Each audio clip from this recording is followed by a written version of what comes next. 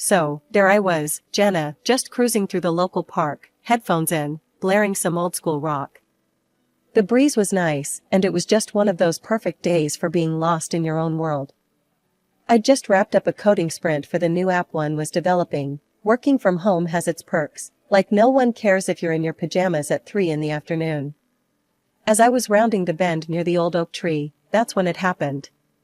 Out of nowhere, I collided with what felt like a brick wall, sending my phone flying and ripping my headphones out. I barely had time to register the surprised yelp that matched mine. "Oh, crap. I'm so sorry," I blurted out, scrambling to my feet, brushing dirt off my jeans. The brick wall turned out to be a guy, probably around my age, with a shock of brown hair and a kind of sheepish grin that immediately put me at ease. He was already picking up my phone, checking if it was okay.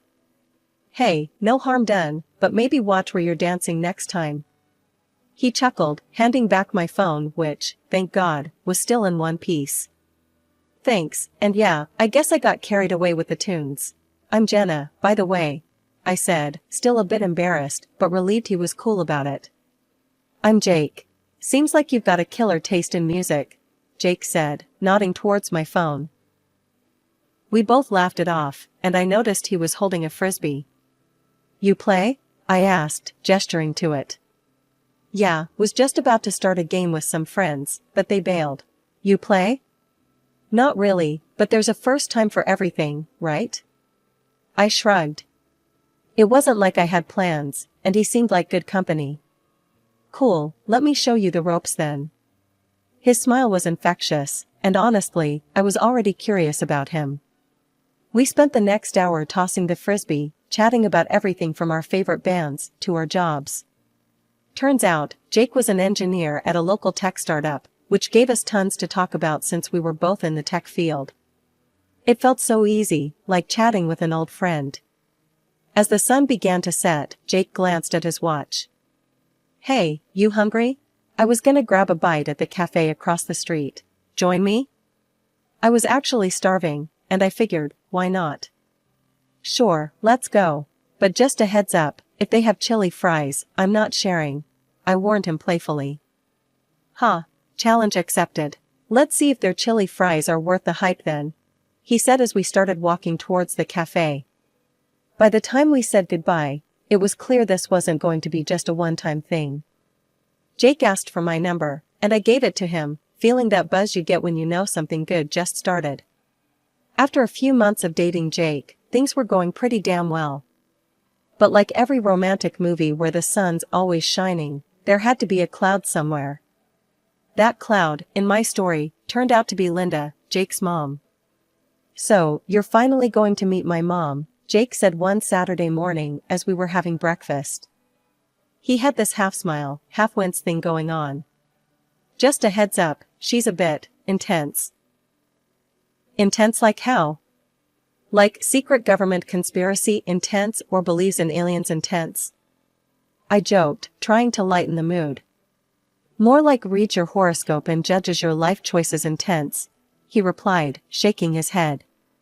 We drove over to Linda's house later that day. It was one of those perfectly manicured homes you see on TV shows, where you know something's too good to be true. Jake knocked, and the door swung open. There she was, Linda, in all her glory, wearing a flowery dress that screamed, "I'm the boss here." "Jakey, and you must be Jenna," Linda said, eyeing me like I was some specimen under a microscope. Come in, come in." The living room looked like it was ripped straight out of a 1950s home decor magazine, complete with a giant bookshelf filled with all sorts of astrology books. I kid you not, there was a crystal ball on the coffee table. Linda wasted no time. "So, Jenna, when's your birthday?" she asked, as soon as we sat down on her floral couch. April 17th, I said, a bit thrown off by the sudden interest in astrology. "Aries, huh? She frowned, flipping through one of her many books. "And Jakey here is a Pisces. Not the best match, astrologically speaking. You do know that, right?" Jake rolled his eyes, giving me a sorry about this look. "Mom, come on, not everyone believes in that stuff." But they should, especially when it comes to important life decisions. Linda shot back, giving me a sharp look. You see, Jenna, Aries are headstrong and impulsive, and Pisces are dreamers, sensitive. It can lead to conflicts, you know. I wasn't sure how to respond. I mean, who goes full psychic mode 5 minutes after meeting someone? Well, we've been getting along just fine so far, I managed to say, trying not to offend her but also standing my ground. Linda hummed disapprovingly, tapping her fingers on her astrology book. We'll see about that. Life's not just about the good times, dear. The rest of the visit was pretty awkward. Linda kept dropping hints about ensuring compatibility and watching out for the retrogrades. I couldn't believe the stuff coming out of her mouth. Jake was super apologetic on the drive home. Sorry about that. She can be a bit much, he admitted, looking genuinely embarrassed. A bit much? Jake, she basically said we're doomed because I'm an Aries, I said, trying to laugh it off, but honestly, it stung a bit. Driving back, I mulled over everything. Linda was definitely a force to be reckoned with, but I wasn't about to let her or her astrological charts dictate my relationship. I liked Jake a lot, and no amount of bad star alignment was going to change that. So there we were, a year into this whirlwind, and somehow, despite all the cosmic crap Linda tried to throw our way, Jake popped the question. We were at our favorite pizza spot. Jake got all nervous, which was funny, because he's usually Mr. Cool. He slipped the ring box across the table right as I was about to dive into a slice. Jenna, will you marry me? He blurted out, almost knocking over his drink. I was so shocked I nearly choked on my pizza. Hell yes, I managed to get out, once I stopped coughing. Everyone around us started clapping, and I was just there, all teary-eyed and laugh-crying. Planning the wedding, on the other hand, was anything but beautiful at first. Trying to make a guest list and figure out a venue was stressful enough without Linda's constant input. You know, Jenna, Mars is in retrograde around your wedding date. That's really not a good sign, Linda warned one afternoon, while we were looking over some flower arrangements at my place. I rolled my eyes so hard I thought they might stick that way. Linda, we're not picking a date based on Mars, Mercury, or any planet. We're picking it because the venue we want is available then, and it's special to us. The wedding day finally came, and despite Linda's dire predictions, it was perfect. Sunny skies, not too hot, not too cold. All our friends and family were there, laughing and having a good time. Even Linda managed to put on a smile, though it looked a bit forced. After the ceremony, during the reception, Linda pulled me aside. Her expression was serious, which wasn't surprising given our past chats. Jenna, I still think you should reconsider this union. You might be happy now, but what about when the stars shift? I had just about enough at this point. Linda, I'm married to your son now. I'm not reconsidering anything. We're happy, and that's what matters. She huffed a bit, looking around as if the answer was going to pop out from behind the wedding cake. You're ignoring the signs, Jenna. But remember, I warned you. Duly noted, Linda. Now, if you'll excuse me, I'm going to dance with my husband at our wedding, which, by the way, is going wonderfully despite the bad signs. Jake caught my eye from across the room and gave me a thumbs up, knowing all too well the conversation I'd just survived. We spent the rest of the night dancing, laughing, and truly enjoying every moment. Life after the wedding felt like a sweet dream, but as with all dreams, reality has a way of creeping in. Linda's relentless comments were that reality for me. Every time we visited, she'd have some snarky comment ready. One Sunday afternoon, we were at her place for what I hoped would be a peaceful visit. No such luck. So, Jenna, Linda began as she served the tea. Still no good news on the baby front? You know, I read that some people are just cursed. Bad energy or something. I almost choked on my tea. Linda, really, that's not how it works. We've seen the doctor, everything's fine. These things take time. Time, huh? Or maybe it's just not meant to be. She shrugged, sipping her tea like she hadn't just suggested my uterus was cursed. I was fuming, but Jake squeezed my hand under the table, a silent plea to keep my cool. Changing the subject, I mentioned our latest big project. Actually, we'd been house hunting. Found a great place, and we're thinking of putting down an offer. Linda perked up, her interest obviously piqued. A house, huh? And how are you affording that? Jake's doing well, but houses aren't cheap. I was proud of our independence and financial stability. Actually, I've been doing really well with the app development. We're putting in equal amounts. She scoffed, setting down her cup a little too hard. Well, isn't that convenient? Living off my son and now spending his money on a house. It's classic, really. We left soon after, but her words stung.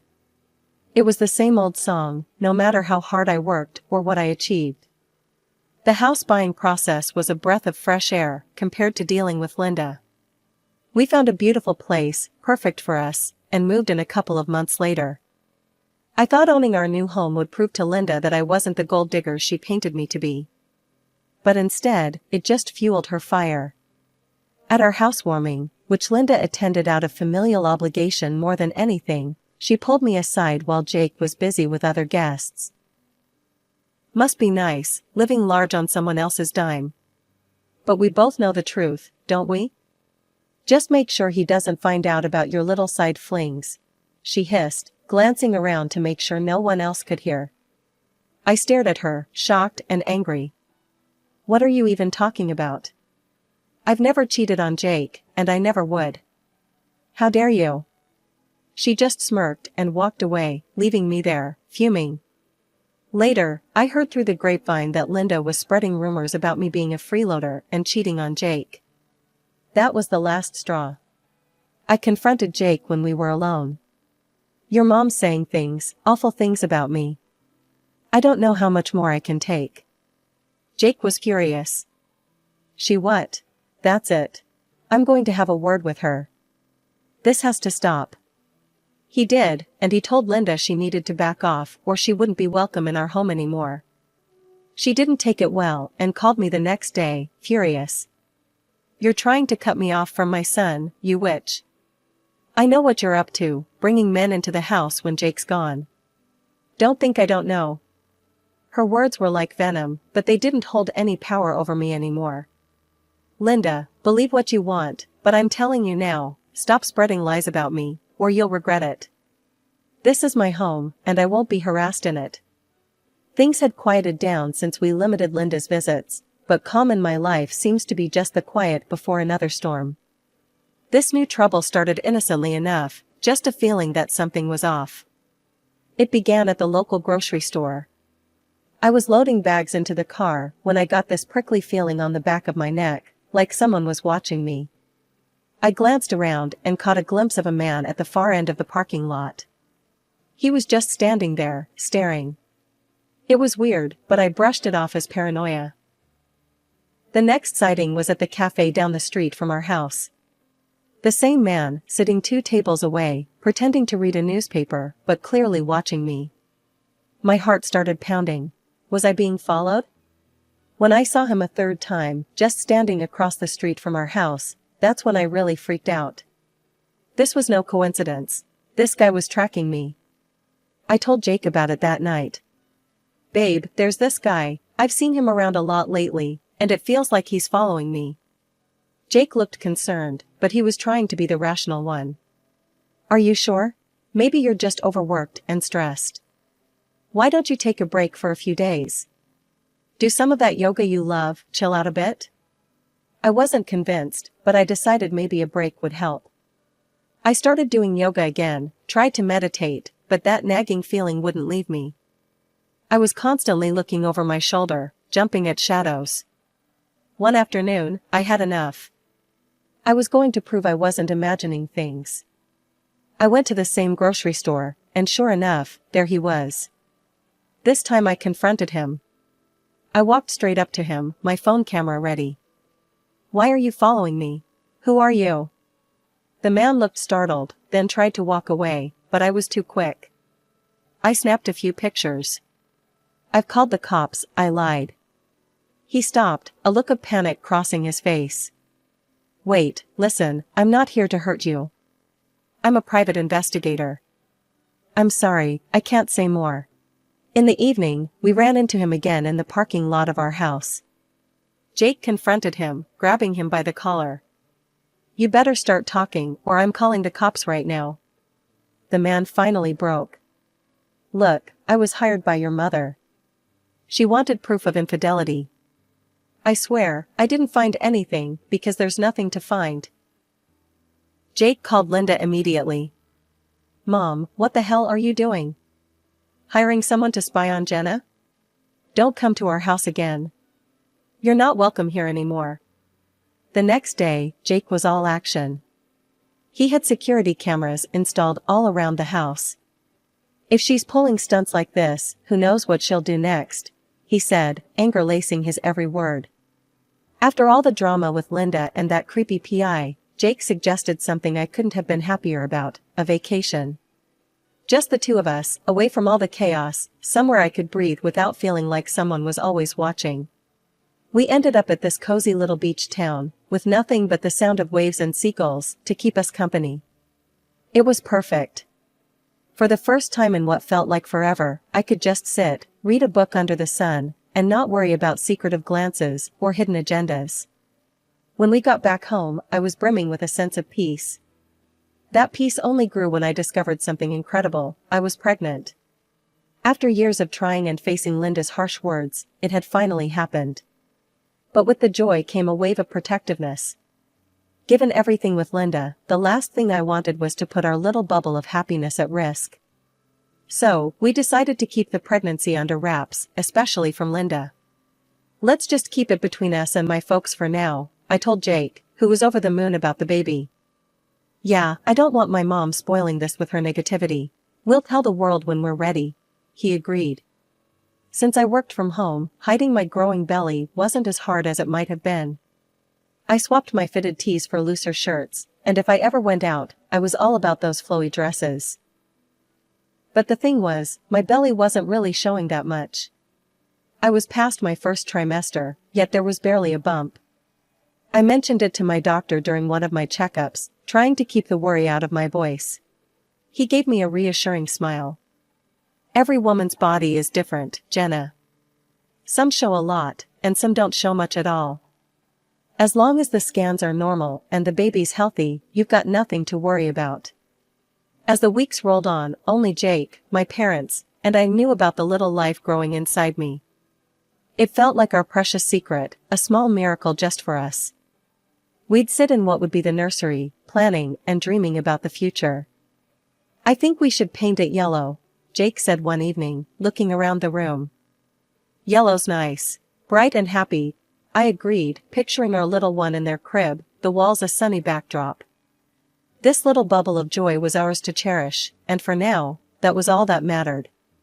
Linda's shadow lingered at the edge of our happiness, but inside our home, within our little growing family, we were safe. 8 months in, and my pregnancy was now pretty obvious, no more hiding the baby bump. Jake and I decided it was time to celebrate with all our family and friends, even Linda. I figured maybe if she saw how real and beautiful this was, she might drop her vendetta. We threw a big bash at our place, decorating the backyard with lights and flowers. I felt like royalty, floating among our guests with Jake by my side, everyone so excited and happy for us. Well, almost everyone. Linda arrived late, her face stormy as ever. I braced myself for her usual antics, but hoped she'd keep it together for the sake of the day. No such luck. As I was mingling, I overheard her chatting, well, more like conspiring, with a group of relatives. This is all a show, Linda hissed, not even bothering to lower her voice. Mark my words, she's not pregnant. It's just a ploy to bind Jake tighter and dig into his wallet more. Her words stung, but I wasn't about to let her ruin this day. I approached her, smoothing down my dress, trying to keep my voice even. Linda, can we talk? She looked me up and down, skepticism written all over her face. What's there to talk about? You think you can fool everyone, but not me. I took a deep breath, keeping my cool. I'm really pregnant, Linda.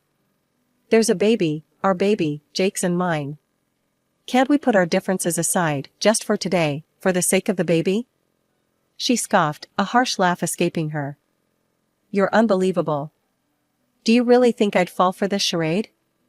Frustrated but not wanting to cause a scene, I tried once more. Linda, please. It's a celebration. Let's just enjoy the day. She snorted, turning away from me and heading upstairs to the second floor of our house.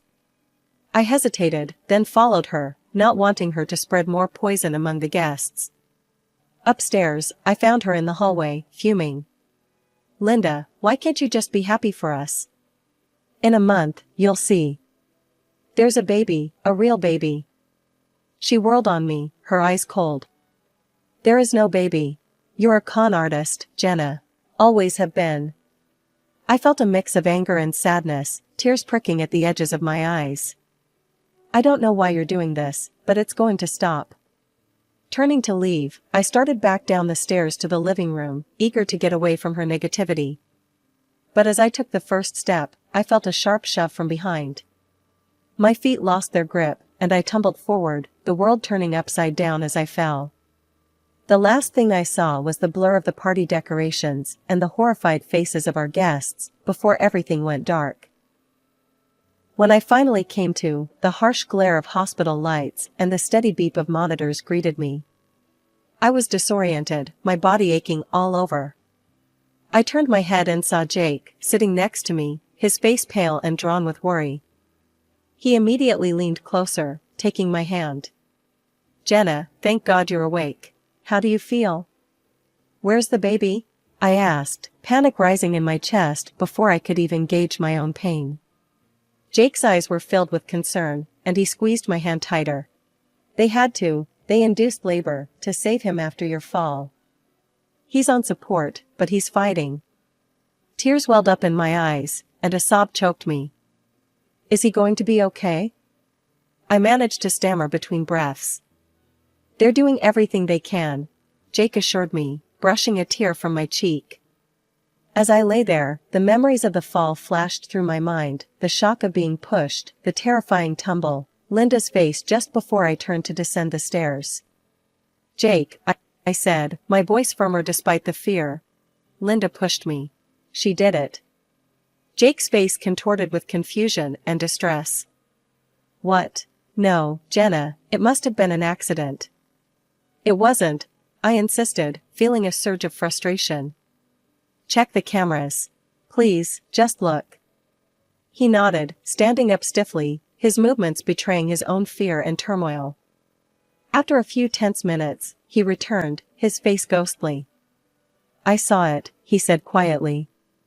You were right. It's all there on the video. My mom pushed you. His next action was to call the police. I could only hear his side of the conversation, his words clipped, his tone a mix of anger and disbelief. When he hung up, he explained that they were taking his mother into custody. The next few days were a blur. Our son, tiny and fragile, fought for his life in his glass little bed, surrounded by beeping machines and bustling nurses. I prayed every moment I was awake, my heart living in that incubator with him. Linda was charged and brought to trial.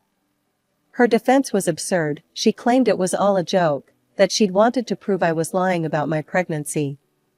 I didn't mean any harm, she told the court. I just wanted everyone to see the truth. But the evidence was undeniable. The video didn't lie. The judge sentenced her to 2 years and ordered her to pay restitution. The sale of her house would cover the medical expenses and rehabilitation for our son. Months rolled into a year, and our little boy grew stronger every day. The rehabilitation was tough, endless appointments and therapies.